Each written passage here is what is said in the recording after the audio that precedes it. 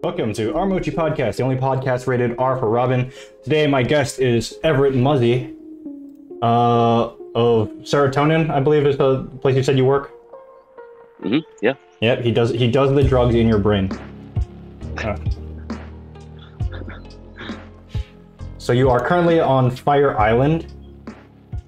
I am, yes, here for the weekend, for a quick trip. It's a friend's birthday, and it's a beautiful, beautiful weekend. And first weekend where all these restrictions are lifted. So it's another. Oh yeah, do you? So is everybody there already vaccinated? You have to take a ferry to get out there. Yeah, I have to take a ferry to get out there, and usually, like earlier in the summer, you just had to show your proof of vaccination to really get in anywhere. But now, just with the restrictions lifted, it's completely back to normal, which is great. I mean, I don't know anybody who's not vaccinated. So is everybody carrying like a paper with them? I honestly don't know how that is. I think most people have the Excelsior pass for New York, which is the mobile one. But some friends of mine who got vaccinated elsewhere, honestly, they usually just have photos of their paper vaccine cards, and most places have been accepting that. So do you have to like usually show them to like store owners, or you're not getting stopped by like the SS and like show us your vaccine shot? No, not at all. No, the only places I've seen it have been to get into bars in the city or out here. But like stores and restaurants will take your temperature, but everything's been pretty relaxed for the last, I'd say, month and a half, 2 months, and now it's just essentially back to normal. I think this is more for my own idle curiosity, because I'm not in the States. I'm very out of like what the norm is. So would you say that like things have like started getting more back to normal in terms of like activity, people outside? Yeah, I absolutely think so. Would you say that more people have been getting out? Because I know like there's been a concern about like the rebound in like travel and eating out and like the garbage and shit too. Yeah, I mean, I guess technically I have to compare it to 2019 summer, which, like, I don't know if I'm just making up those memories compared to 2020, but whatever we were allowed to do in 2020 for however limited it was, there were no lines to do anything, and most people were outside. They were, on the piers or in the parks in the city. And this summer, I mean, it definitely feels crowded. But I don't think it feels more crowded than things did in 2019. But I mean, just even beyond New York City, national parks are considering putting in restrictions on the people who can visit, because visitations are up 50% from last year, and they just can't handle all of the influx. And that's not even really taking into account all of the foreign tourism that usually comes to those parks, which right now isn't as robust as it usually is. So. If this keeps up, big things like parks are going to have to probably come up with measures to restrict people to enter. Yeah, it's like here, people have kind of gotten back out, despite the fact that like most people in Ukraine aren't vaccinated. I actually recently got vaccinated. I got vaccinated last week. Kind of on accident. My wife was going to like get. She was going to get manicures, so I didn't like fall on a syringe or anything. She was going to like get manicures, and she saw like some sign up where like, oh, we're giving out vaccines. And she just called me like, hey, you should come here. They're giving out vaccines. Wow, that's great. It was very strange, and like I had to like convince them like, yes, I'm in the healthcare system here. This is my doctor or whatever, and they had to like call my doctor to like confirm that I'm in their system, and it turned out she was actually at that location helping out with vaccines. Oh, really? Yeah, it was pretty fucking weird. Well, that's lucky. That's nice. That's great. So was this like a one shot, or you have to go back? I have to go back in 3 weeks now. It's been a week. I got the CoronaVac, which apparently was approved by the WHO earlier this month. It's a Chinese vaccine. I think so far what I've been told, the only issue with it is that it hasn't gotten like EU approval yet, so it's not valid for travel purposes in the EU, but in terms of Uh, prevention of the disease or getting COVID, it should be pretty effective. yeah. And did you feel fine? Yeah, that's perfectly fine. Um, Nice. Yeah, that's lucky. she said like the only side effect was like your arm might hurt because you got a shot. Well, yeah. Uh, but I've gotten fuckloads of injections since coming to Ukraine hmm for various different reasons. Yeah. It's not related to the country in itself. It's just out of odd circumstance. I was trying to get like dandruff treated, and hmm my wife like There's a she shot for that? so it's like experimental slash like naturalistic. So kind of stupid. But hmm she was so my wife knew this dermatologist in our town who was like pretty well known, pretty well regarded, and she prescribed getting shots of ozone uh, into my head. Yes, this is very strange. Wow, into your head, Yes, so like into your scalp? yes, into my scalp. She was inflating my head with Yeah. ozone. What is ozone? Um, it's like air from like super high up.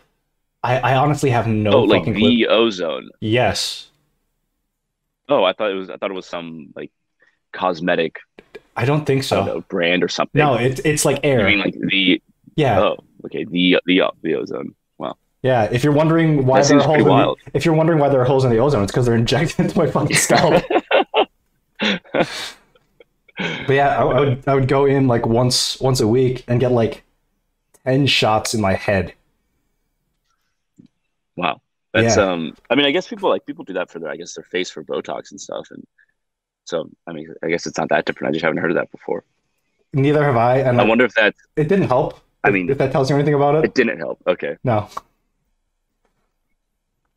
And then I was also getting treated for like some skin thing on my fingers, and so like I had to give myself vitamin B injections, and those fucking hurt. It was like injecting Ugh. pure pain You into my ass cheek.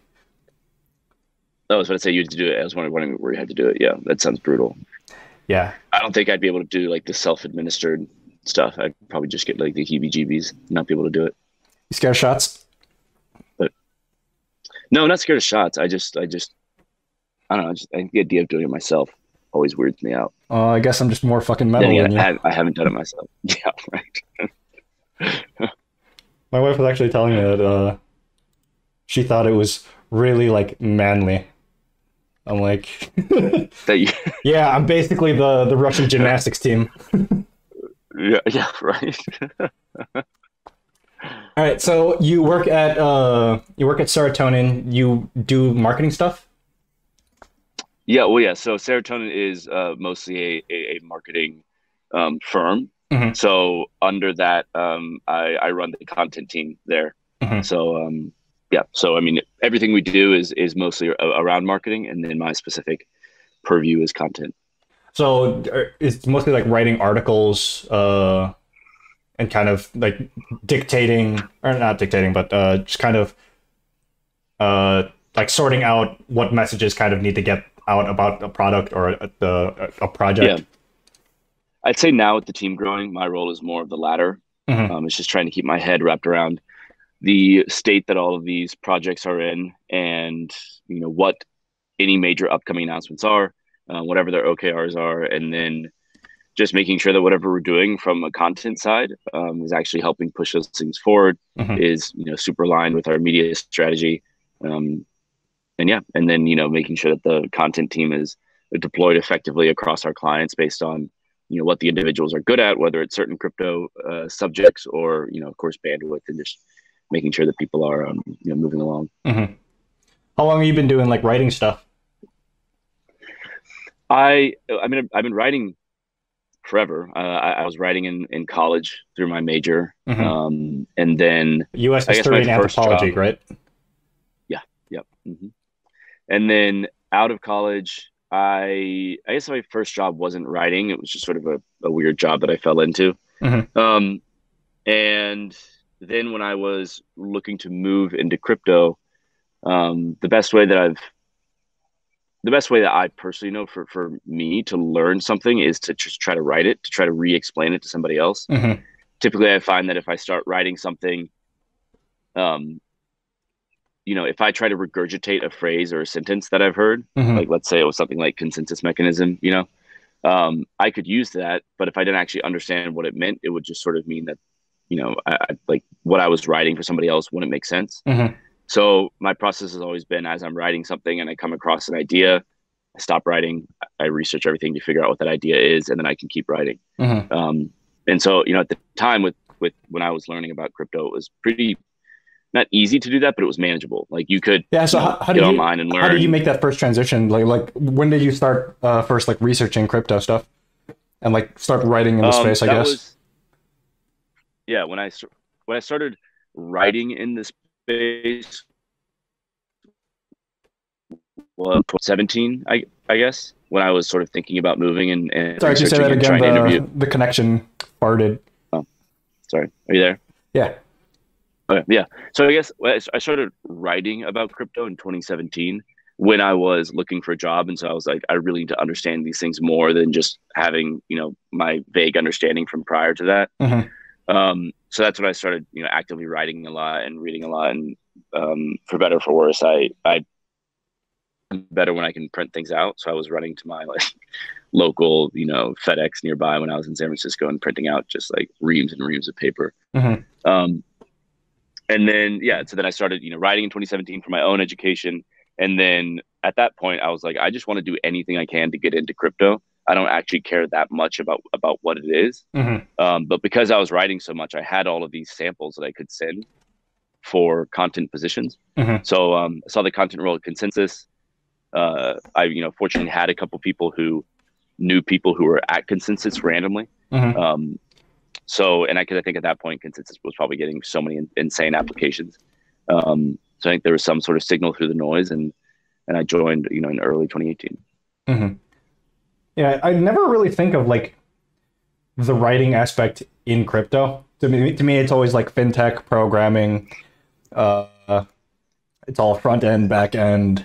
No, I never really think too much about the article stuff, just because like Investopedia is still trying their best to like wrap their head around like what the hell is blockchain. Yeah. How would you say like how would you say like the writing in like the crypto space is like different from different spaces? So I think early on when we were writing, and this was in 2017 and the earliest days of 2018, it was sort of one of those things where you could write almost anything and it was like going to move the needle a little bit just because there was so much hype and appetite. Even like that was like around the first boom, for right? these things.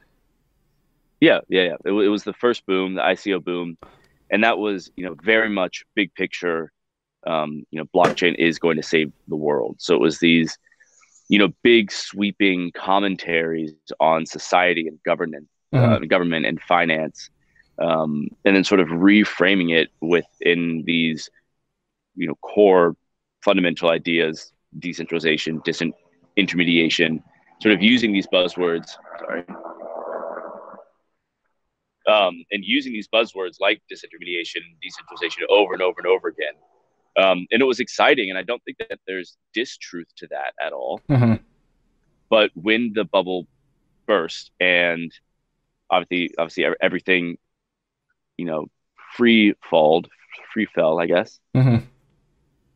We started seeing a lot of not necessarily negative commentary, but just a lot more thoughtful commentary about, how do we actually make this grow? You're not going to go from nothing to adoption in a few months. And here are still what the actual problems are with blockchain. Mm-hmm. There was I think it was a McKinsey article that said, in 2019, blockchain will be boring, as sort of like a, hook to get people to read. And it was basically about the rise of, excuse me. Bless you. So it's basically about the rise, about the rise of enterprise blockchain, and about how enterprise adoption is going to push the needle forward with blockchain because there's going to be so much investment. So just like when companies are adopting the technologies for like data or whatever. Exactly, like the cloud. Mm-hmm. like the cloud became a popular technology because companies started using it, and then it became more of a consumer focused um, technology.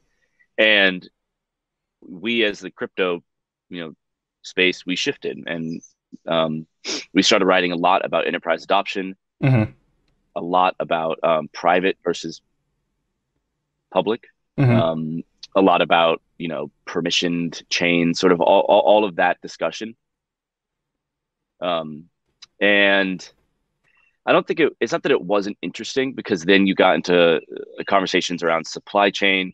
Mm-hmm. You still got into conversations around government. You still had conversations about um, um, CBDC. Well, why am I forgetting the name? Central bank digital currencies, Mm-hmm. CBDCs. So it's not that it wasn't an interesting time, that it wasn't a you know like invigorating time to be in the space, but it is a mental shift to go from talking about here's with the world, as we as a society operate, and it's kind of fun, and you can get a lot more philosophical with your writing, and ask pointed questions and sort of get people thinking, Mm-hmm. and really just breaking down these big concepts. But with enterprise blockchain, what you are trying to do is you are trying to appeal to A the specific like CTO case of, function. of exactly. So you have to shift your language. You're not supposed to be using words like decentralization and disintermediation. You're supposed to be explaining why the architecture of a stack built with blockchain is better than the architecture of a stack Yeah, it becomes far less built about like without the hype. blockchain. It becomes far less about the hype and more about the actual Exactly. application stuff.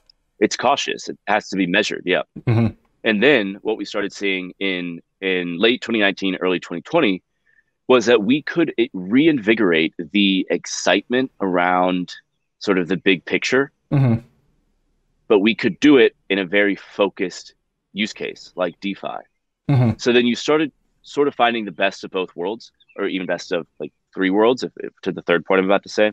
So you could talk about, the big hype about how it's changing things, and you can compare TradFi to DeFi. You can sort of fit fintech in with, closer to DeFi.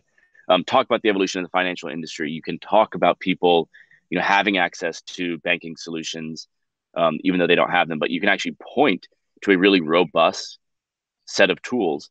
And the best part is that you don't have to put it through an enterprise message. You can put it through a consumer first message, Mm-hmm. which I just think for amplification from crypto gets it from 0 to 60 a lot faster than having to say, okay, well, first this has to be, a long tail inward bound marketing plan to eventually hopefully get this, company to do something with blockchain, and maybe we get, a press release over the wire about it or something. Mm-hmm. Whereas if you can just write about these really exciting concepts and make them super consumer focused, that takes us from 0 to 60 really quickly. So, And so so we you mean found like this kind of sort of shifting the focus to all, like small business owners, people with just like less access to banking and less yeah, control of yeah, over or their just own people money. who exactly. It doesn't even have to be. I mean, those are use cases that still exist, and Mm-hmm. and they will be very have a lot of banking services. But I mean, for people who are using DeFi, I think it's probably good that we recognize this, that like DeFi is largely being used by people who are banked and Yeah. are. It's not some panacea to the world's financial problems at all right now.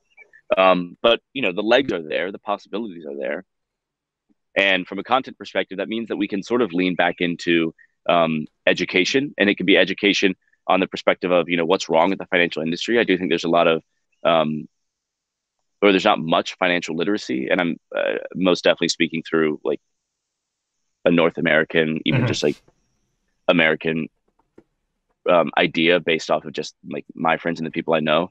Just like financial literacy isn't actively taught a lot. Mm-hmm. So I think what we have the opportunity to do with something like DeFi is teach financial literacy with a spin on here are the pitfalls of it, and then present an opportunity, but it's not a theoretical opportunity. It's an opportunity that people can go to. So in the last part of that content is a tutorial. So it's here's how you actually set these things up and start using these things. I think that's a really attractive um, sort of user flow from somebody, Mm-hmm. from learning about it to understanding it to using it. And I mean, again, just from a personal work perspective, there's a role of content in every step of that along the way. Yeah, I'd say it's a very like interesting I'd say the biggest comparison would be like trying to get a person to like learn economics without having them have to think about like, oh, this is going to be me, about how I'm supposed to learn to like invest, or how I'm supposed to learn how like how currencies flow between countries. Like, Yeah. there is a lot of things that immediately help the consumer that are accessible and are becoming more accessible, in my opinion, because of like blockchain stuff.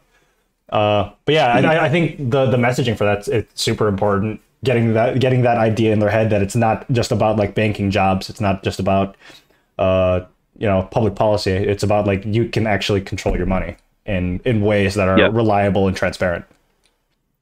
And frankly, that's a lot more of an attractive message, and that's a message that people can understand. To your point, you can't teach somebody microeconomics and then they'll suddenly be prepared to do anything they want with their money. And like, and it's not like you can jump from learning those concepts to investing properly, because you still have to navigate, actually doing it on the ground.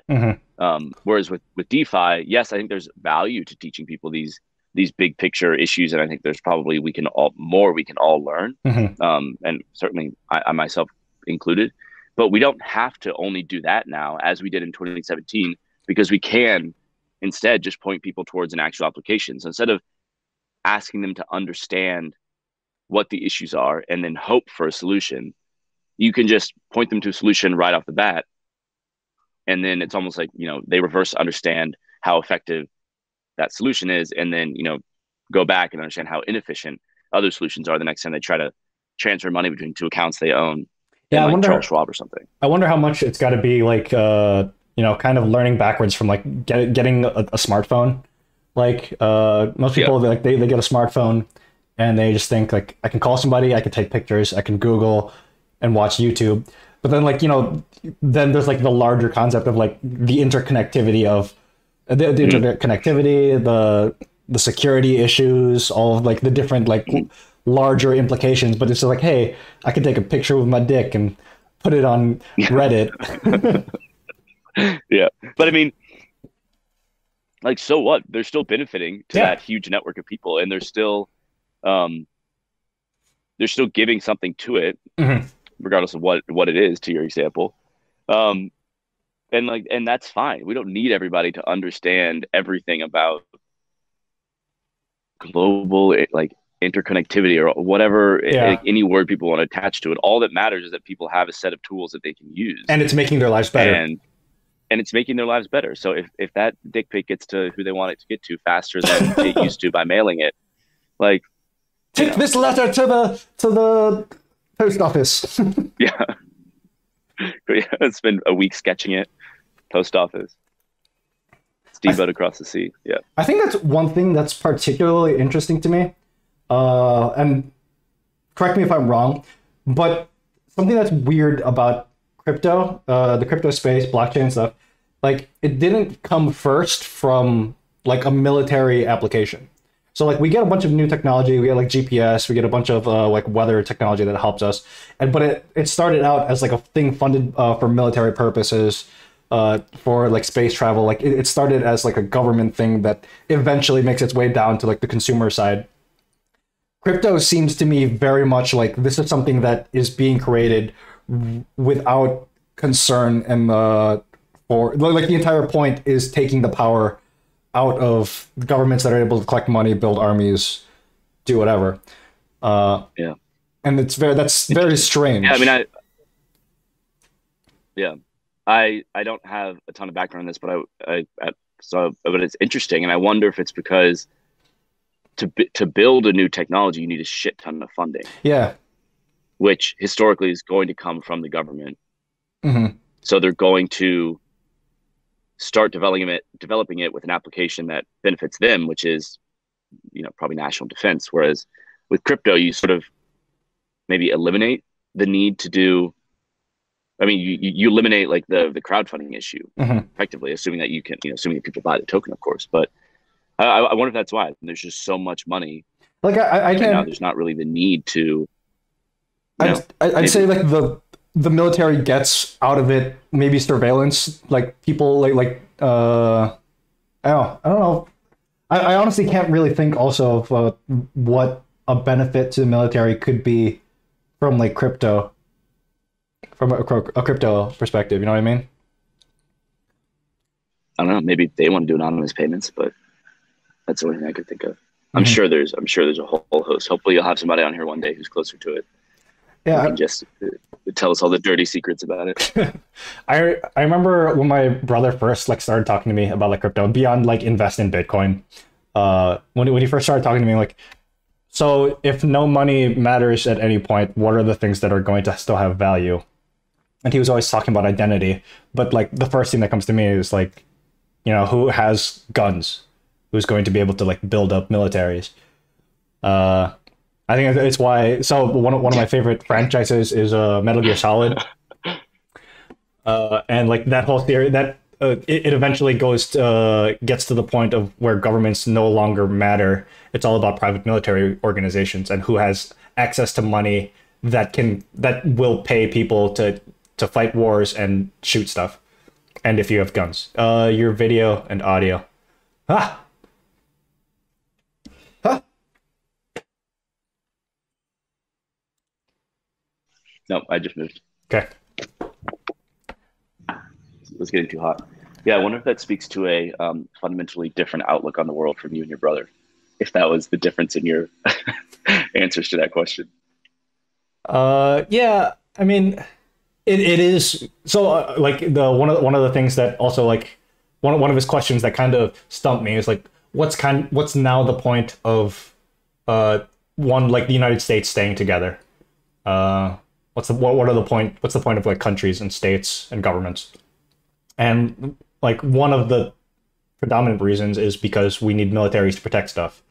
We need public needs service in affordable, functional ways.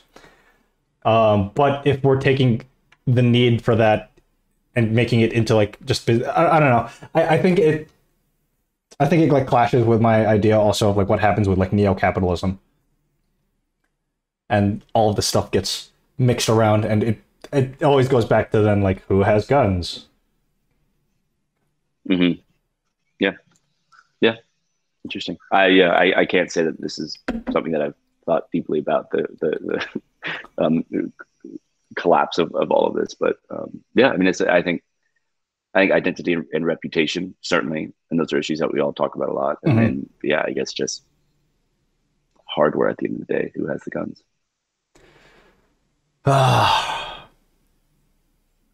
On happier notes, Yeah. still Pride Month. I was confused. I think Mhm. like did Pride start not like with the calendar month? No, Pride starts in June. June is Pride Month. Huh.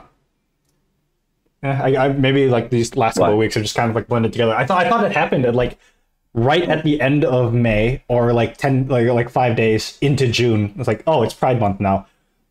What about the first 5 days? So maybe my calendar's just fucked up. I don't know. Maybe it just took a while for people to finalize their Pride logos and get them out Hmm. onto social media. But no, it's technically June. I mean, each bunch of cities have their actual Pride celebrations at different times, and then Hmm. there's World Pride, which I actually don't know where it is this year. I want to say Madrid, but I think that might be wrong. I have no idea whether or Who not knows? Ukraine does any sort of Pride thing. There is a gay community, but I don't think gay marriage is legal here. I've looked that up. Mhm. Yeah, there's. Yeah, I was in Yeah, go on. I was in I was in Turkey when marriage was legalized in the U.S. Traveling with a friend of mine when the decision came down. Hmm. So yeah, that Nice. was what 2015. 2015, yeah. I think I was working in like a my hometown's like village water department, and it's like Hmm. the thing passed, and I just messaged like a gay friend like, "Congrats." Wasn't like a huge thing to me or for me, Yeah. but like, I mean, Mhm. yay! It was a. Yeah, right. I think one of the other more recent like I don't know if it's like a social justice or like a historical rectification thing. When like most of Oklahoma was given back to Native Americans, technically. Oh, interesting. Yeah, Hadn't heard of that. yeah. Apparently, like 60% or 70% of it was given back to Native Americans for self governance. I don't remember what the law was, but like this, it was a case that went to the Supreme Court, and they won. Wow, that's incredible. Yeah, Yeah. kind of wild. Like Sort of reminds me. you never expect things like that to happen. No, never, no. I mean, I like mm, so Maori own like a large majority of the land, Mhm. but that's just been for some reason I don't actually know why at all. But that's just always been part of New Zealand. They were just like a lot chiller with giving land back. So I don't know. Some Yeah, countries do it better I than others, I really guess. have no idea what proper reparations for like Native Americans would be. I think it would be like proper integration, and the best way I could think of would be like integrating them into like the modern healthcare and like public school system, Yeah. giving Hmm. them access to I think I'm veering a little bit too much into a topic I don't know nearly enough about. Yeah. Yeah. I certainly don't know enough about it besides like my conclusions will be based off of what the Native American community says, you know, they Mhm. want and they need and they deserve. So, um, beyond that, that's essentially that's my decision. Mhm. So back to Pride. You're a part of the LGBTQ plus community. Is there first of all, is Yes. there any Yes. faster way to say that? LGBTQ I mean, you LGBTQ could, plus. I, yeah, I mean, I personally don't mind people asking if, part of the queer community. Mhm. Um, and then, then I'll typically say like, yeah, I'm gay and I either identify as gay or queer, Mhm. which is totally fine with me. But yeah, I think queer is a perfectly acceptable shorthand for it. I feel like that still has. I get it that there have been like efforts to reclaim it and kind of use it Mhm. as like put it on neutral ground, but Yeah, I still get the feeling like you refer to somebody as like, oh, that's. I guess if you identify them as, oh, he is a queer, that kind of yeah, maybe makes it like a offensive. yeah, maybe like a queer is a little bit strange. And I sort of as I was answering you, I was like, I mean, but I do live in a New York City bubble, Hmm. and I am gay, so I use the term queer with people who I know and my friends. I know that I wouldn't personally like as an individual wouldn't be offended if somebody asked if I was queer. Hmm.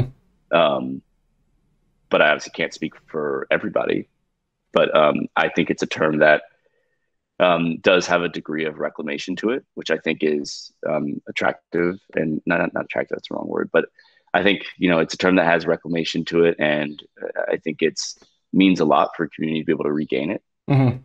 Um, and so I personally like it. I think it is ambiguous enough that it describes or it encompasses really all of the nuances of what it means to essentially not be straight, Hmm.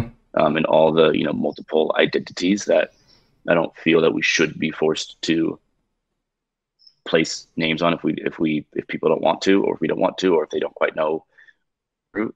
Um, and so I just think queer is a really nice way to Succinct. position this community as succinct, and I think it's a very cohesive and frankly friendly way for people to recognize that the community that we're part of, even though the community itself is super diverse and has a lot of differences to it, part of the core definitions is that it's distinct, it's different Hmm. than um, you know the straight community. Hmm. So like what is Pride is now, I think, getting a lot more recognition for kind of its roots, Mhm. as like a riot, as protests, which is it's good.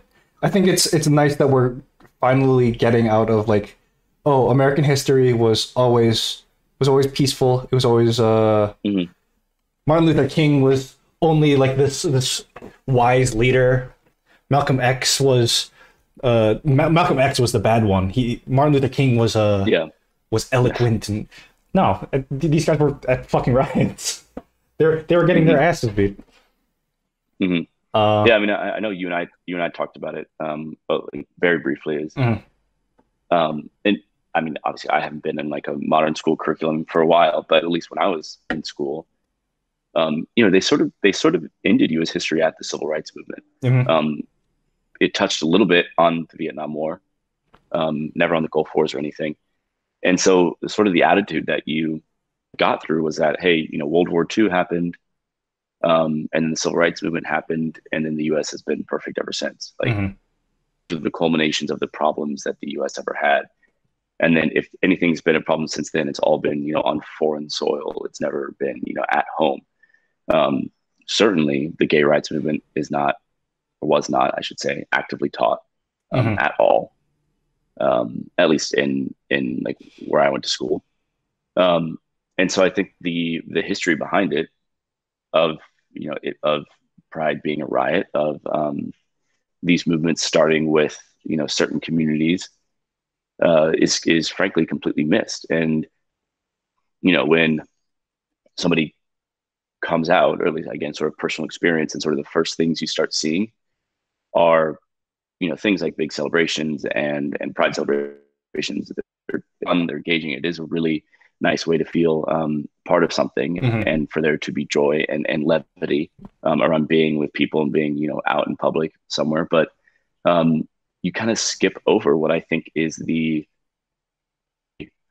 part of learning. Mhm. And I think for some people, it just takes a few years to sort of turn around and go back and start researching. And that's usually once you know, and I'll just say me because this is my personal experience. But once you start meeting people and you really start understanding what it was like for the HIV/AIDS epidemic, Mhm. what it was like in places like New York and San Francisco and London, and elsewhere, of course. And so you start understanding that, and then you start recognizing that really just like to be gay has for generations just meant a lot of pain, Mhm. in many different ways, and a lot of resilience.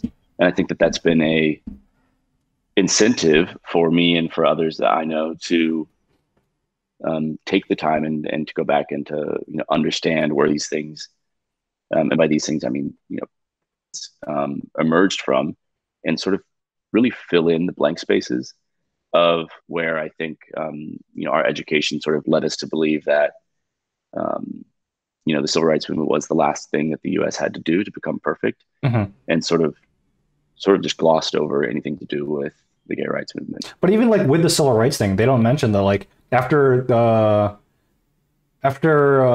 Martin Luther King got shot, they still waited like a full week before they signed the civil rights stuff.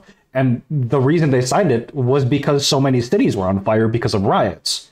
The rioting got the civil rights Mm-hmm. movement passed, or it got the civil rights movement to be successful. Mm-hmm.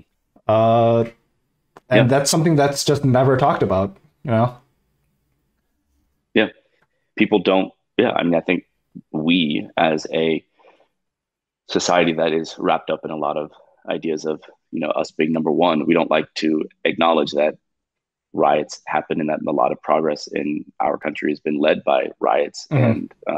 and protests, and not sort of the clean democratic process that we love to think Which is ironic. propels everything in the world. Which is ironic because the American Revolution it started also as a fucking riot.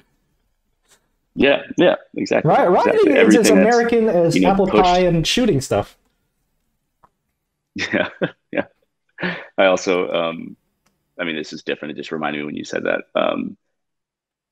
Somebody once, a professor once said, and I think it was very poignant. It was like every conflict in American history can boil down to federal versus state government, Mm-hmm. which is just an interesting think about that.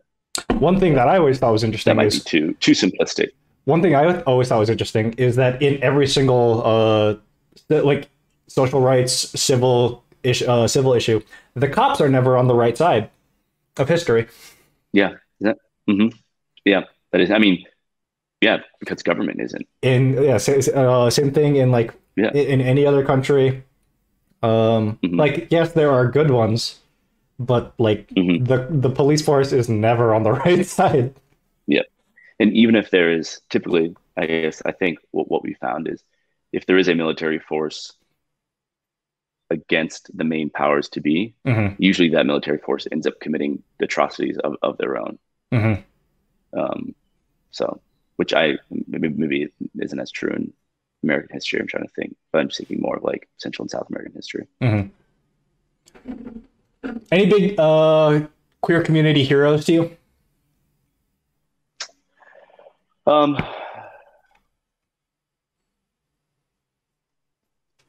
yeah, I mean, I like this is gonna sound super corny, um, but really the people who I know and the people who I spend my days with, Hmm. um, I didn't have any actually out gay friends in when I was growing up Hmm. or in high school or in college. Um, and since then, my best childhood friend has come out, Hmm. and then my best friend at high school as well. And we grew to know each other, and we grew to sorry, one second. No problem. Lots of flybys. Yeah, like little seaplanes around here. Mm. Um, and so these two people in particular, my childhood friend and friend from high school, we both grew to love each other as friends. With both of us dealing with something internal and struggling, and Hmm. I think it was miraculous that we didn't let that sort of alienate us from others or Hmm. be afraid to know others and be friends with each other. And then since then, since we've all come out following like past the age of even like 22, it was past that. Um, it's really just made us closer, and to see what they've struggled through Hmm. and then achieved also. And this also goes with all my other friends who I've met. We all just come from different experiences of growing up gay. Some in never heard a single negative word about it, and then others on the complete opposite end of the spectrum. Hmm. But there's still this shared um, feeling of displacement and shared feeling of um, alienation sometimes, which can be then completely reversed when you're with these people and you're you know just somewhere with them, and it's just you all, and you just feel very comfortable and very at home. And so just recognizing how happy and um, really how happy everyone is, Hmm. the people who I know and my friends, despite what individually a lot of them have gone through, is like day in and day out extraordinary. Yeah, I definitely like the best thing that to me that's like come about like pride and just like like civil rights movement. So or it's getting more visibility is like people being able to like talk genuinely about themselves and like be like they have the seat, they have a seat at the table now. They actually get to talk as people, not as somebody who's like hiding something and they're not allowed to. They shouldn't be there. Uh, Yeah, which is like incidentally what like the whole idea of pride is, being able to accept who you are and uh not have to compensate for what might be seen otherwise as a character flaw. exactly. Which I think I was recently at the Trans Liberation March in Brooklyn, and I forget which of the speakers it was, but they were talking about the idea of celebration, and a lot of what this march was about was um, just sort of recentering the issues of Black and trans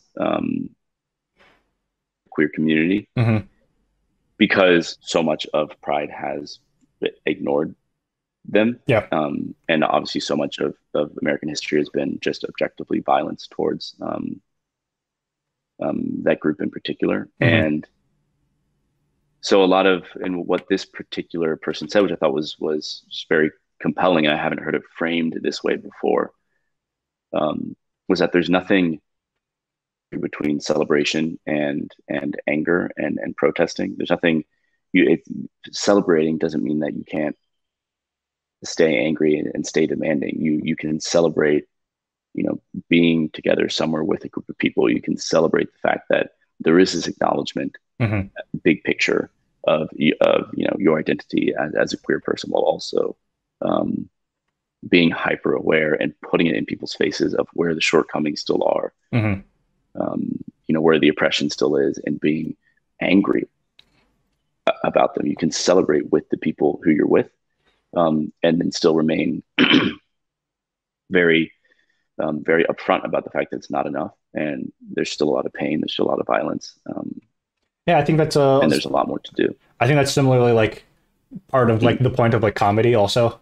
That as a societal function, being able to make fun Yeah. of something that people are struggling with, but Mhm. also like to bring attention to it and make people actually think about it in a way that's, Mhm. technically palatable. Yeah, yeah, I get that. And I think with Pride in particular, and I'll speak personally, Hmm. I know that I think sometimes there is,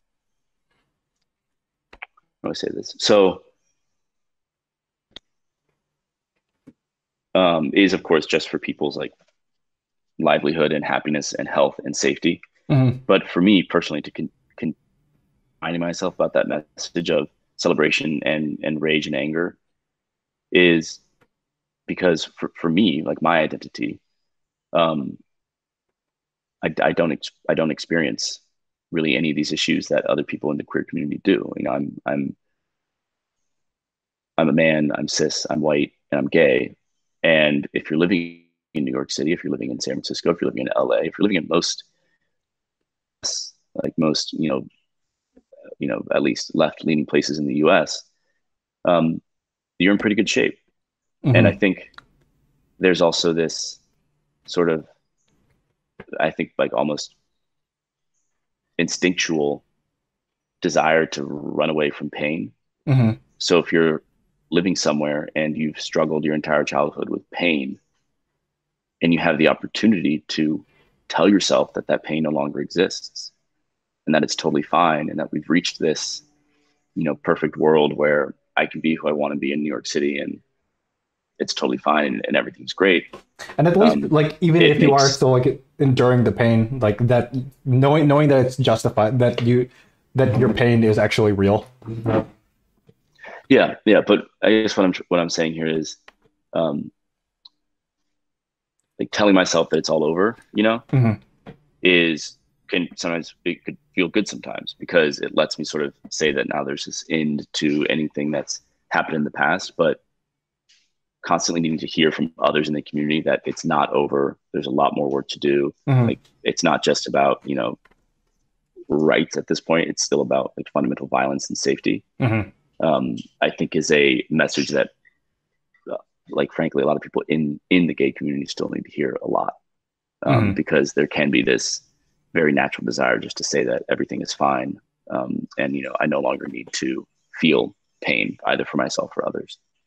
Yeah, I mean, like I would also like add that it's probably very different from like so because being gay in the states, regardless of whatever state you're in, from also like being gay in a lot of other countries. I guess I don't know.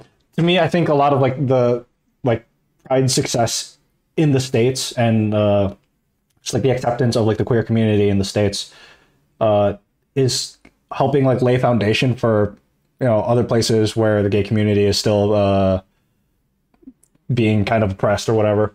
It kind of gives them a working model, hopefully a working model to you know be able to get equality wherever they are.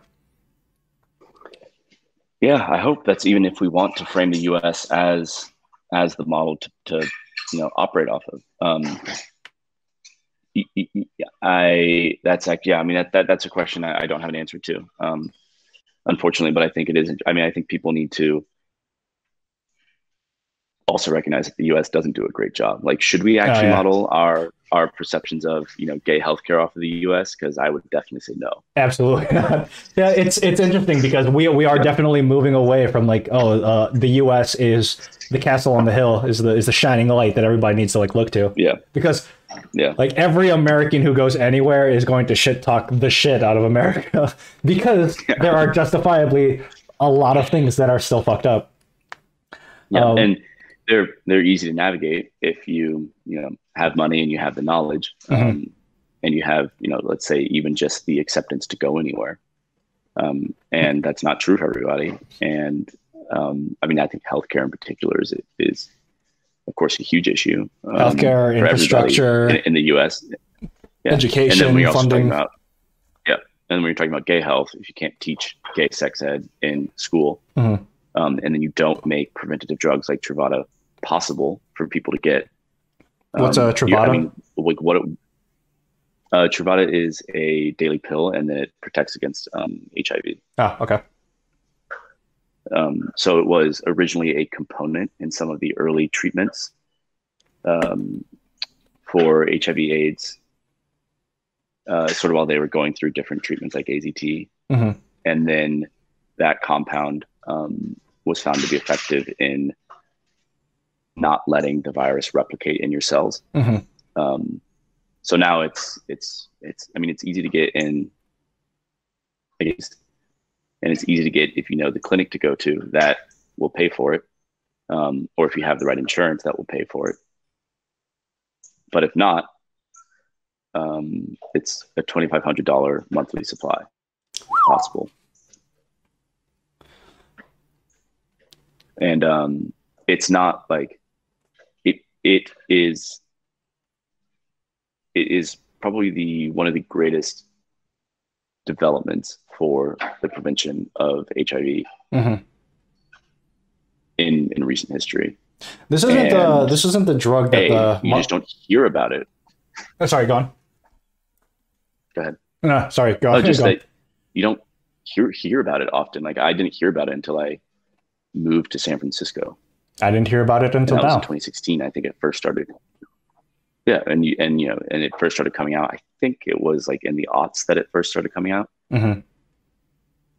And yeah, I was fortunate. There's a clinic in San Francisco that essentially handheld you through the process of getting the drug. Hmm. And there's a program, I think, with Gilead and then private donors where you didn't have to pay, for every month. And yeah, and that's fine. But I have family out west, and I've been out west, and they have to fly the drug in because they don't have it stockpiled, just because there's not enough education there that people even know that they should be going and getting it if they need it. Hmm. May not even be taught about the transmission of HIV. Is So this the drug that what's his face? Uh, Martin Shkreli. Remember that guy? The most punchable face in the world. yeah, I know he bought out like some AIDS medication and like ramped up the price like 3,000%, just like overnight. Is that the same one or is that a different one? I'm trying to think if that was him. I don't know. I know he did that with insulin, but I don't know. Maybe he did it with Truvada. I don't remember. Yeah, fuck that guy. Yeah, fuck that guy. All right. So you have gotten into cooking. You've learned some baking. Uh, Yeah. what have you gotten around to starting to make? So when in March of 2020, I left the city with my boyfriend, and we went out to be with my family, Hmm. who are out in Wyoming. And there's obviously just more space in Wyoming than there is in a Manhattan apartment. Yeah. So, so sort of for the first time, There's more we room in actually a had Wyoming. proper. There's more room in a Wyoming closet than Yeah. in a Manhattan Yeah. apartment. And so, suddenly we had a kitchen to ourselves, practically nothing to do, of course, because it was, springtime. So Hmm. there was, you couldn't even go skiing, but then there was too much snow to go hiking or anything. So we had a lot of time at home, and it was just us. My sister lives down the road, but nobody else was at my family's place. Hmm. Um, just cooked a lot, and my boyfriend is an excellent cook. But certainly more on the like savory side, like on the meals, I should say. What kind of cuisine? And I mean, truly everything under the sun. He Martian what food. he's really into, and yeah, what he's really into in particular is like old cookbooks Hmm. that are essentially like 300 pages of just dense text, like no, maybe a couple of sketches, Hmm. But what he finds is that those cookbooks are the um, sort of they're sort of core ones that teach certain cuisines really from the ground up, Hmm. um, and not so much sort of the modern cookbooks, which he Where do you feels sort find of these? gloss over some of that. Well, they're old, so there's one by You have to like go to the library and he like an blows off the dust on Indian. it. Yeah, yeah. There's one from an Indian woman who wrote it. I think it was in the 70s or something, and she's basically considered like the godmother of the adoption, like mainstream adoption of Indian cuisine in the U.S. Hmm. She wrote this. It's basically like the basics of Indian cooking, um, and which is great. So he cooks from that a lot. And there's also another one, and again from a chef whose name I'm forgetting, but she did the same for Italian cuisine in the U.S. So it's not a modern Italian cookbook. It's like dense and thick, and it's like from the very stage of like making everything from scratch and doing all that. So Hmm. he makes a lot of fresh pastas, makes a lot of Indian and Thai cuisine. He has like his staples that he makes often. There's like a salmon salad dish, which is delicious. Hmm. Um, yeah, and then, but he's very experimental, and I am just in general a just very precise person. I feel much better with order and Measurements structure, and at least in like measurements, uh-huh. exactly, like clear instructions. And so baking is just I just gravitate towards it more than sort of the like let's just see what happens with cooking. Gotta taste it all the time. Can't And do that with baking. so I was yeah, exactly, yeah, I was baking a lot of breads just because there's like some simple no knead bread things. Hmm. I tried sourdough a couple of times. I was trying to use my sister's sourdough starter, didn't work. Hmm. So that was a bust. And then something else that I really enjoyed making and frankly did very well were Queen Amans, which are these. Um, they're sort of analogous, I guess, a little bit to almost like a cross between a croissant and a monkey bread. Hmm. A And they're delicious. monkey They're like bread? you bake them in a it's like you like you can pull the top off, and it's usually a lot of cinnamon and or maple. I have no You like idea what this can pull the is. little bobs off the top. No. Yeah. So a cross between a croissant and a Like monkey you bread. have a layered dough like you do with yeah, I'm trying to think like I guess a cinnamon roll, like a croissant and a cinnamon roll sort of Okay. like cross between those. It's delicious. It's really really good. So I was doing that a lot in Wyoming. I mean there was the flour shortage. So once we got over the flour shortage, There was a then I flour was baking shortage? a lot. Um, yeah, I don't know if that was elsewhere, but there was no flour in Wyoming. There was Really? like probably 1,500 pounds or tons of meats in all of these, places. Hmm. Um, but no flour, no beans, no rice, no flour, no like stable pantry items. Oh wow. I think people thought that they would be surviving off of, bread and water for Yeah, all of do you think it 2020. was like the hoarder pandemic logic that like caused it, or was it? Do you think it was more of a, like a supply chain Oh thing? yes, yeah. No, it was 100%. No, it was. I mean, I'm sure there maybe was a supply chain thing, like with toilet paper. How that Hmm. really, at the end of the day, was a supply chain issue. But I think it was the hoarder mentality. Like the grocery stores were gutted, and we did that when we like in early March. I started going to the grocery store, like going to Trader Joe's, and being like, we should just stock up on stuff, not Hmm. really knowing what's going to happen, but also not wanting to seem crazy, So I didn't want to go and buy like 800 cans of beans. So I tried to go into Trader Joe's and like pick things off and not seem crazy, but the shelves would be every day completely gutted. So I'd come home with the weirdest things. It was useless, but I think there was, which I don't. blame anybody really. I mean, none of us have been through something like that before. So much anxiety, so much wrong information. Hmm. Um, I don't think that there was. I think people could have dealt with it better, of course, Hmm. but there's no right way to act I in that think situation. But one it of definitely impeded my baking abilities. I think one of like the funniest things about like the whole pandemic thing to me was that like it was an otherwise still like relatively like it killed a bunch of people, but still a comparatively less like less like lethal. Like it was like a super flu essentially, right? Yeah, yeah. Um, It like was. and that kind of like brought the world to its knees. It wasn't like a zombie apocalypse or anything. You just need to like poke Mhm. holes and show that like the healthcare system in a lot of places and just like pandemic response in the US specifically is broken. And that's all that happened and like destroyed the American economy, destroyed a lot of the world economy. Yeah, I mean, yeah, I mean, it was not nearly as deadly as the Spanish flu. Yeah. Wasn't nearly as deadly as SARS. Wasn't nearly as deadly as MERS. Granted, SARS and MERS didn't have the same like, virality and the ability to spread. Hmm. But it wasn't like But it, there's no reason. it wasn't like Ebola where like, children were being born with like Yeah, defects and stuff. Uh yeah. But that's also like core to what makes a virus. Like viruses that are too deadly mhm. can't spread, kill, or incapacitate people too quickly. Like it's one of those things where the scariest diseases, at least Mhm. from their symptoms, like the reason that Ebola is, and again, like, I'm not a doctor, I'll preface this, but the reason that Ebola I think is so scary to people is how graphic it's described. Like it's described as such a gruesome disease. Mhm. It's a cinematic disease. Um, and of course, we've had like devastating outbreaks of Ebola.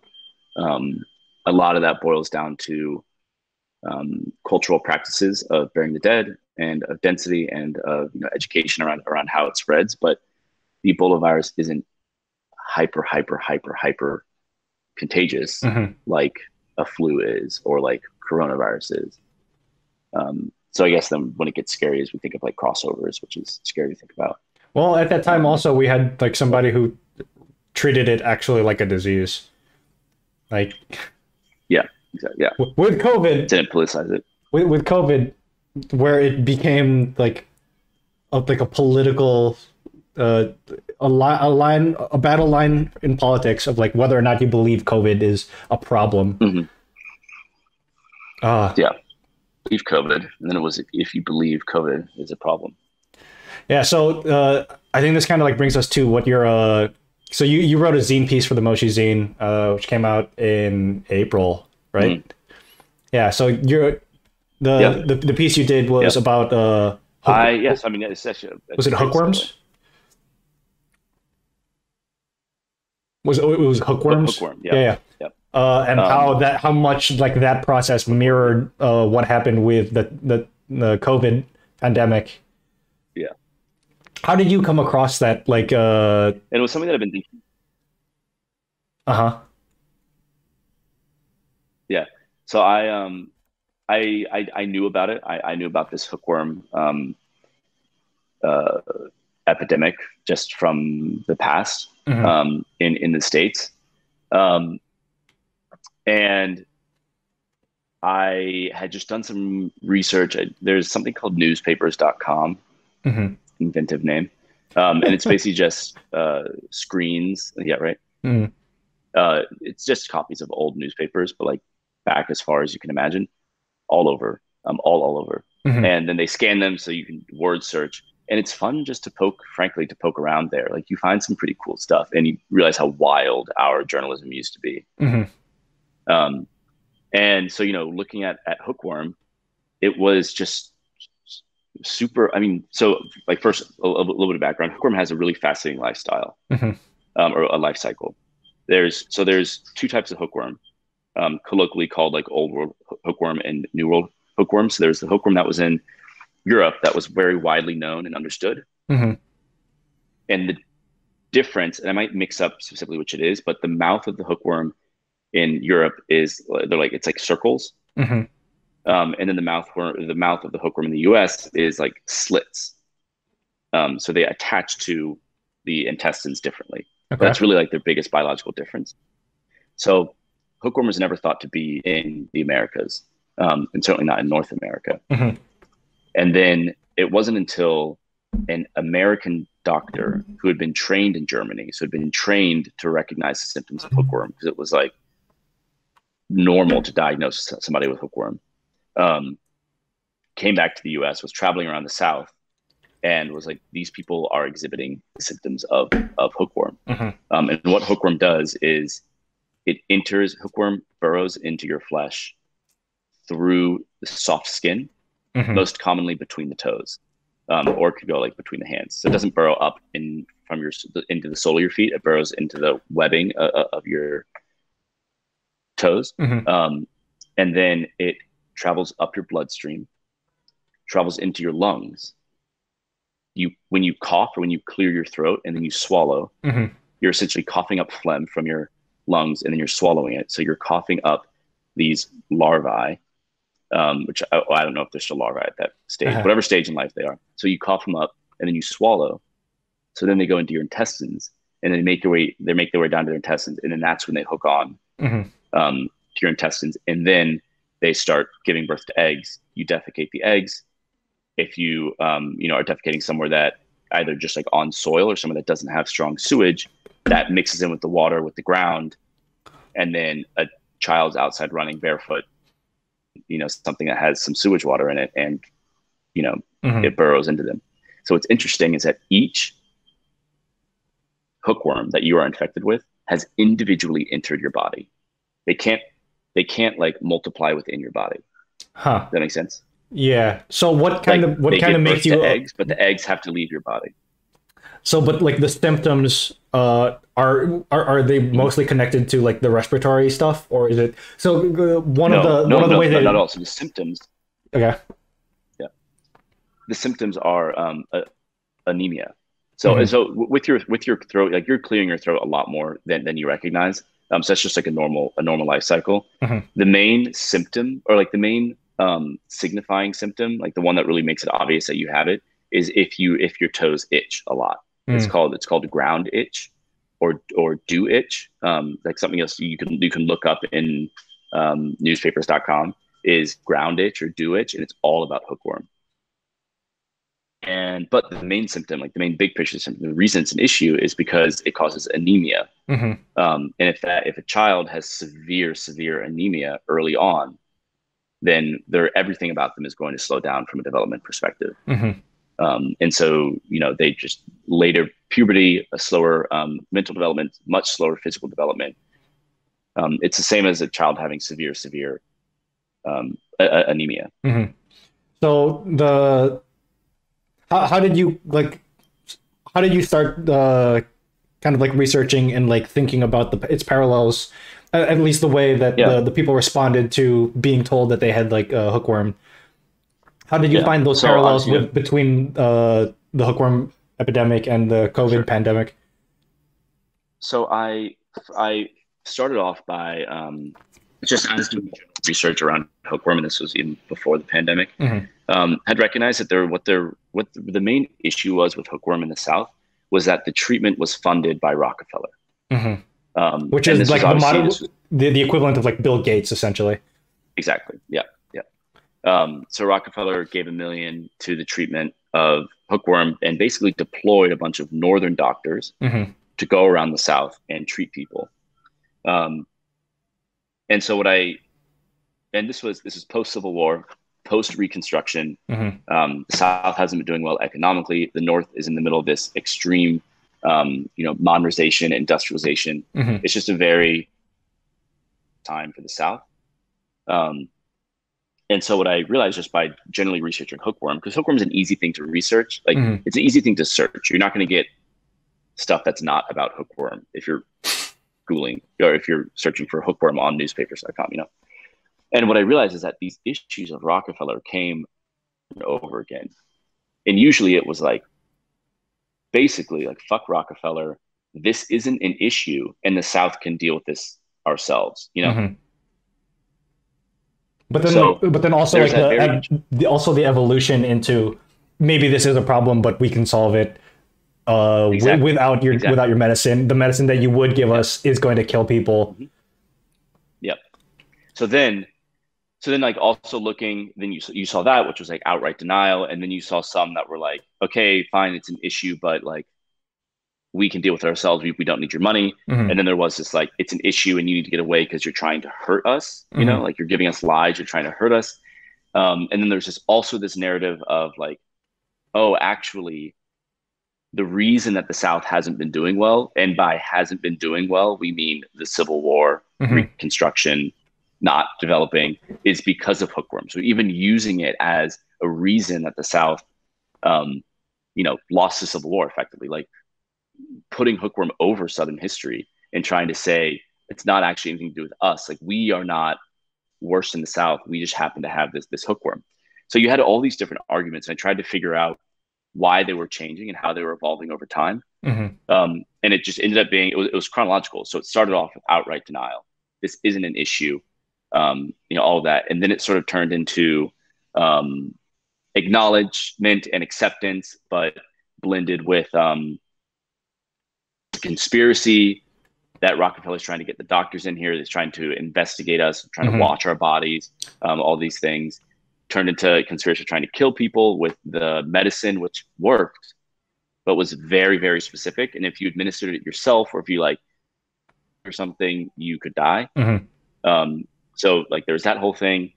And then it just turned into this, like it eventually evolved into, oh, well, actually, we can deal with this ourselves, but it's good to know that we lost the Civil War because of hookworm. And, like, our education isn't as good as the North's because hookworm, and our children aren't learning as quickly, and just used as a really effective way out for the South, which isn't what we're seeing yet with COVID. But for those first ones, it's very much what we're seeing. I think for hookworm, it was framed as North versus South, really, Mm-hmm. like along the Mason-Dixon, the Civil War line, North and South. Obviously for COVID, framed more as left versus right. But there was outright denial of it existing. There was denial of it being serious. Oh, it's just a flu, or it's not even a flu, 0.001%, whatever it is. And then there was, of course, the whole conspiracy element and identifying the person who is the cause of all of this or is making all this work. And so I think that those are interesting parallels, but the diseases themselves are fundamentally different. It's not like this was a respiratory disease. Mm-hmm. It's not like this was even an easily transmissible disease, hookworm. I mean, Mm-hmm. so it's not that these arguments emerge when you're talking about a certain type of disease. These arguments apparently emerge whenever the U.S. is going through a health crisis, of these sort of tiers and flavors and nuances of denial and rejection and conspiracy.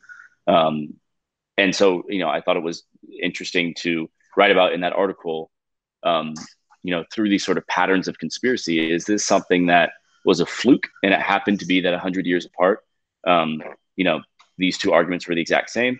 Or does this speak to something broader about how the U.S. responds to these medical issues, and draws them over political regional belief lines?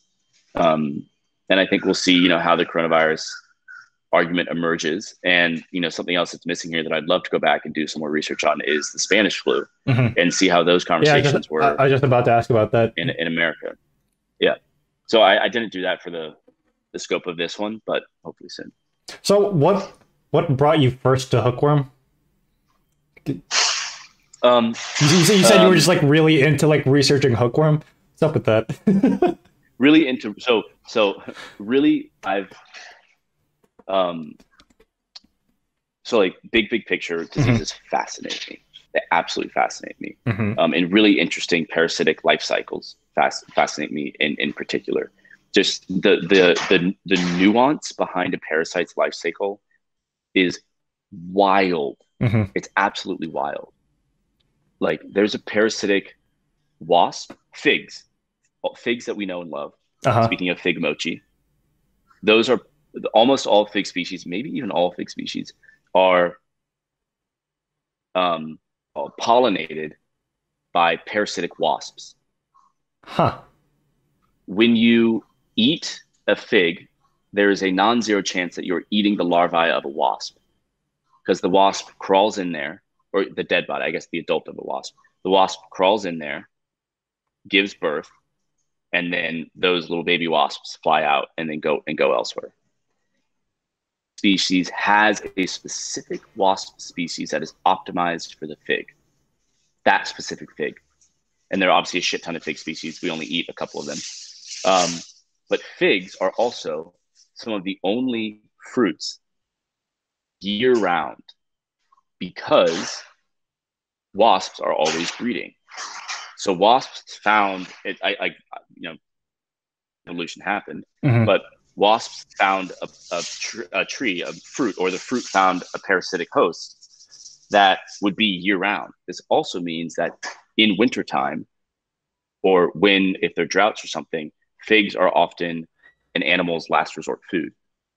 There are years where figs make up the majority of a diet of a bear, let's say, because there just isn't any other food besides figs. And over and over again, we find these very, very precise, specific life cycles for parasites. So in general, I just think that's a fascinating subject. And then by doing a bunch of time researching American history, and in particular Southern history versus Northern history in school, I just heard about this hookworm issue. Not colloquial, like offhand, post Reconstruction. Here was an interesting thing, this hookworm thing. And so it just kind of sat in the back of my mind. And then I, was poking around every once in a while on that site and learning more about it. And then this is the thing that I not that I love this, but I just think it really speaks to how this degree of denial is going to be an issue. Mm-hmm. In Alabama, and I think it was 2017, hookworm was found again in people, completely eradicated from the United States. And then it was found in some of the poorest areas of Alabama. Hookworm wasn't just prevalent, it was prominent. It was in a considerable percentage of the people who were examined. And this big picture, big picture goes back to a Texas doctor whose name I'm forgetting, but he became the spokesperson for essentially the measles, like anti-vaxxers. Mm-hmm. So I guess pro-vaxxing. And he specializes in emerging diseases. So what he specializes in is in diseases that haven't been around for a while, but are starting to pop up again. Mm-hmm. So he was obviously very on the front lines of something like measles, which hadn't been around and then suddenly was popping up again. Mm-hmm. And his biggest argument for the last decade has been that some of the people who are most susceptible in the world are not the people who we would think of, like not people in developing countries. They are certainly susceptible, Mm-hmm. but there's a unique susceptibility to the poorest people of the richest nations. So the poorest people in the US are uniquely at a disadvantage with respect to not having access to anything that they need, infrastructure, healthcare, anything, Mm-hmm. which makes them open to these emerging diseases, which then expose the rest of the country to these emerging diseases as well. So why would it be also why the poor people in the richest countries? Not necessarily more so than people in developing countries. Okay, He was just saying, oftentimes we shift our focus externally to foreign countries, and we like to think that we don't have just those because of problems U.S. hegemony, we don't have these issues. But if we are going to see let's just get into like if we're going to see an outbreak of cholera in the United States, it's going to originate with the poorest zip code in the wealthiest, state, let's say, and then that could spread everywhere. Interesting. Yeah, you didn't. Yeah, I'll find his name. You didn't mention any of your fascination with parasites in your bio. I think that's a very interesting thing that arises out of conversation. Yeah, yeah, yeah.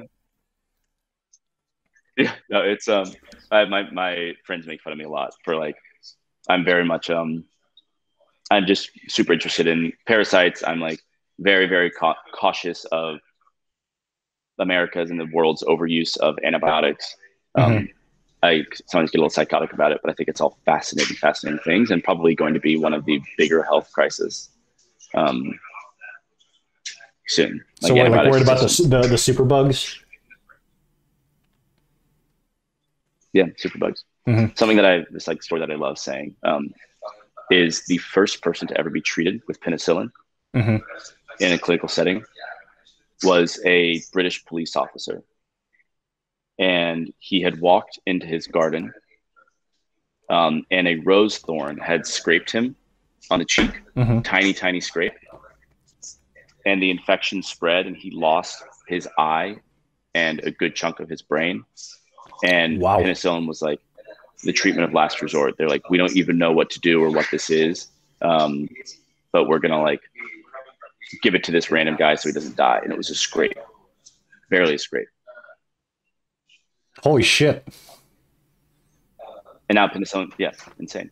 Also, something else I love is when they found out the penicillin was working, they had to find a way that it was growing naturally so they could culture it and then get it, to grow more.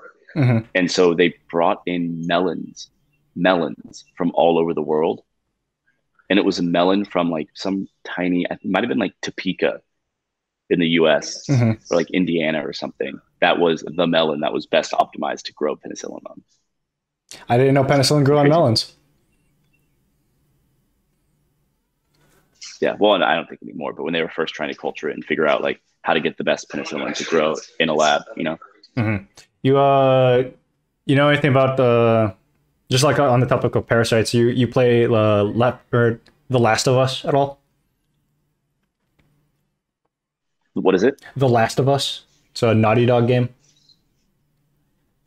No, It's no, I haven't. there's like a pandemic, and it's related to the cordyceps parasite. Are you familiar with that at all? No, no, I haven't actually. Cordyceps. It's like a No, it's a I'm it's not, a unfortunately. it's a parasite. It's like it's known as like the zombie parasite that like it gets into ants, and then it like makes them it like Oh, get yes. Oh, yes. Okay. This is, yeah, it's a fungus that yep. gets into their brain and then makes them like go climb up onto like leaves so that they're going to be able to so that they can be eaten by birds or something. Where the cordyceps like Isn't that have crazy? yeah. So The Last of Us like And it grows out of their brain. The Last of Us is it's a mutation. A mutation of cordyceps gets into people, and so it's like a Interesting. it's a parasite based zombie virus essentially. Yeah, I'll check it out. Yeah. Second one came out. I'm still waiting to play it. Neat. Yeah. Yeah, you said you've been trying to get into different like animes, mangas. I think video games also. Yeah, no. Yeah. Yeah. Video games more so. Trying to figure out, essentially like I know that I really want to start doing it more. Hmm. I just need to find the proper setup to start doing it and probably even find like a guide to just get me onboarded to a few things. Like I know that I can take the time and do the research and figure it out myself. Um, but there's sort of that like getting over the hill. It seems like there's a lot more hardware to take into account nowadays Hmm. than when I was working Yeah, or when I was starting to play when I was younger. I think Last of Us is specifically like a PlayStation game. Um, Hmm. what kind of things are you kind of like looking for? What stories like stand out to you? So you're a writer. You do a bunch of writing on your own. Um, Hmm. what Yeah, what kind of stories two really types of speak to you? stories. Yeah, I'd say one is magical realism. Hmm. I just think it's like I think it's a really the reason I love magical realism is So give an bringing example in of the what. extraordinary. So like Isabel Allende, Gabriel Garcia Marquez, those are like the two like big magical realism people. Haruki Murakami is another one. It really emerged uniquely, not uniquely, but there are a lot of Central and South American authors who specialize in magical realism. Not specialize, but they just happen to be magical realism authors. I don't know if the history of that is uniquely that area for magical realism, but magical realism would just be like very casually mentioning that someone can see into the future, or very casually mentioning that that something extraordinary or fantastical has happened.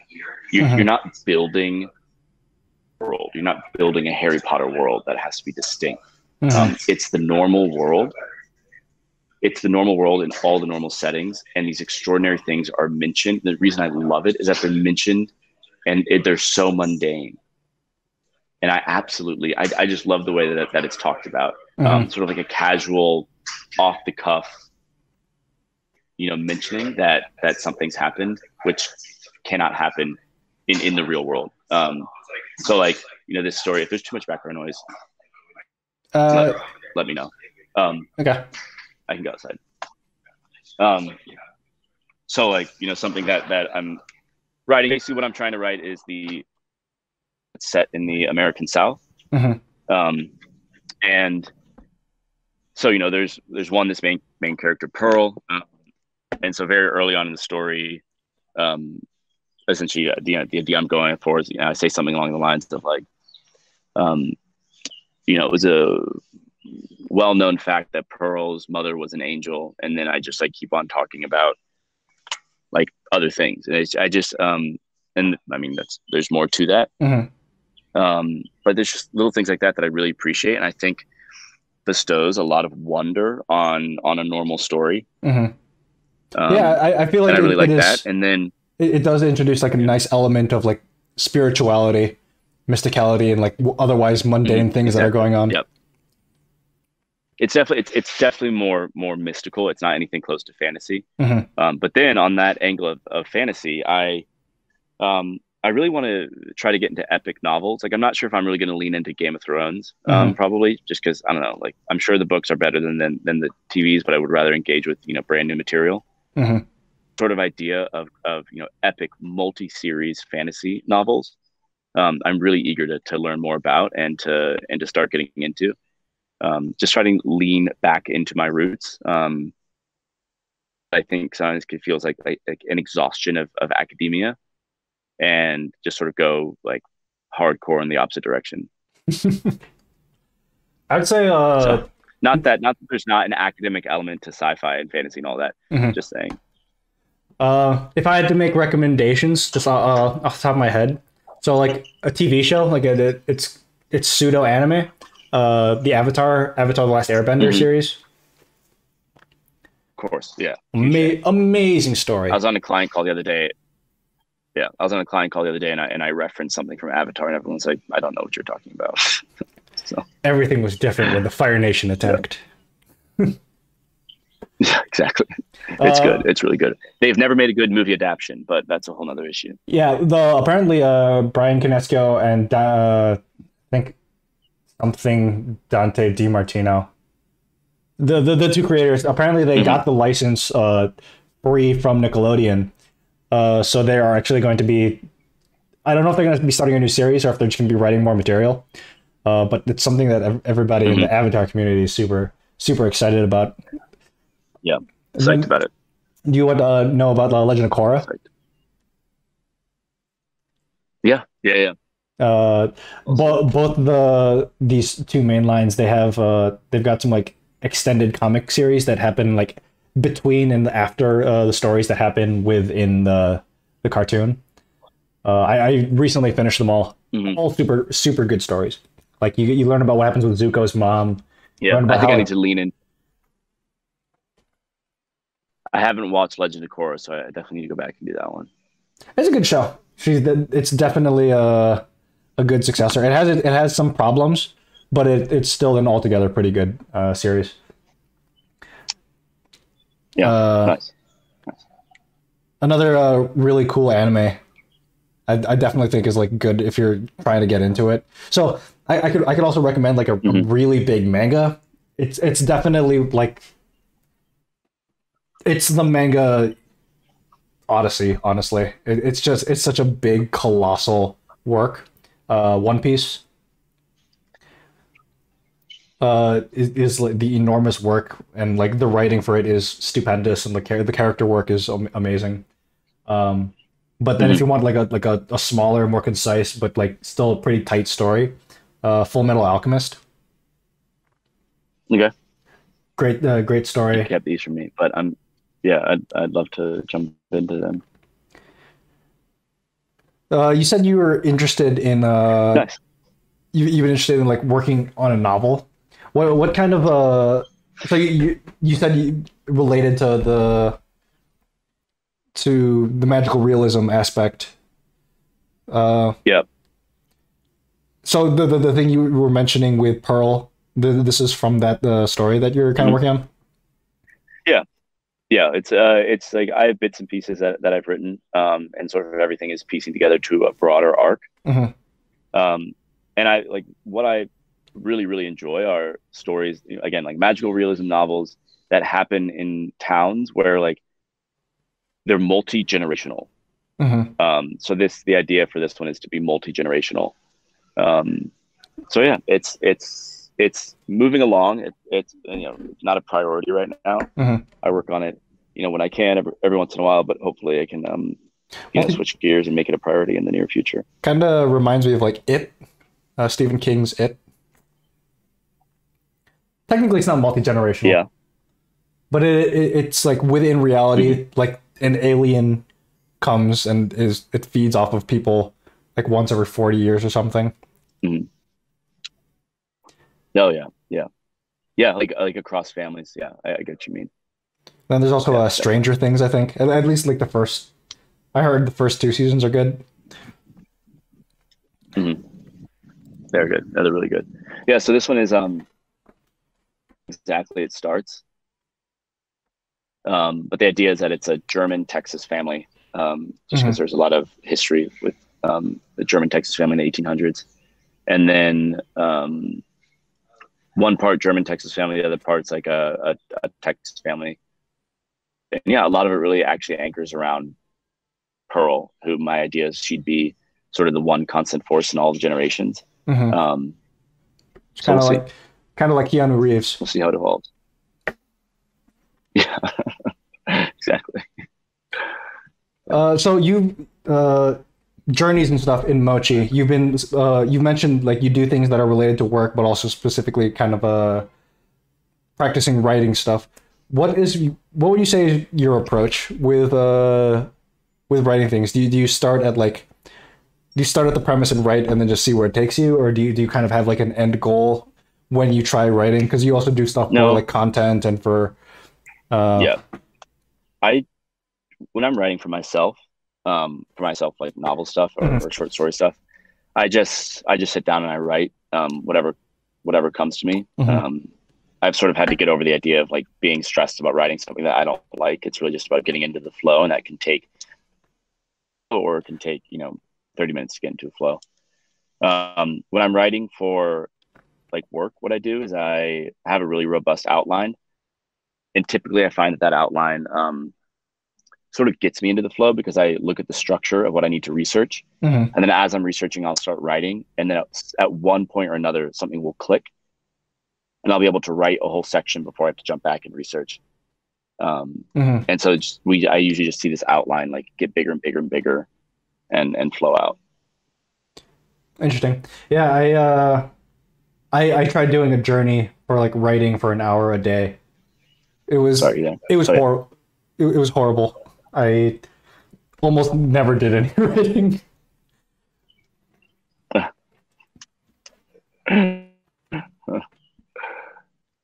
Yeah, writing is tough.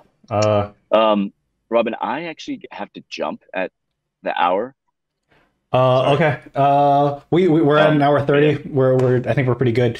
Do you have anything that you want to plug? Any yeah.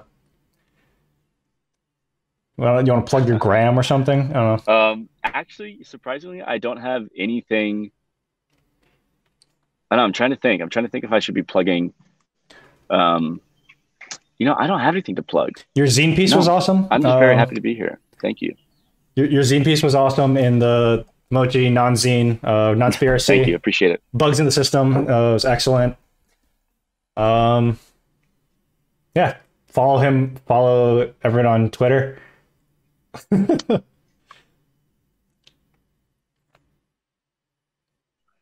right. Thanks for coming on. It was a wonderful conversation. Great. Yeah. Thank you. Thank you so much, Robin. Yeah, man. Have a good rest of your day, and I'll take us out. Sure. Talk soon. Yep. Adios.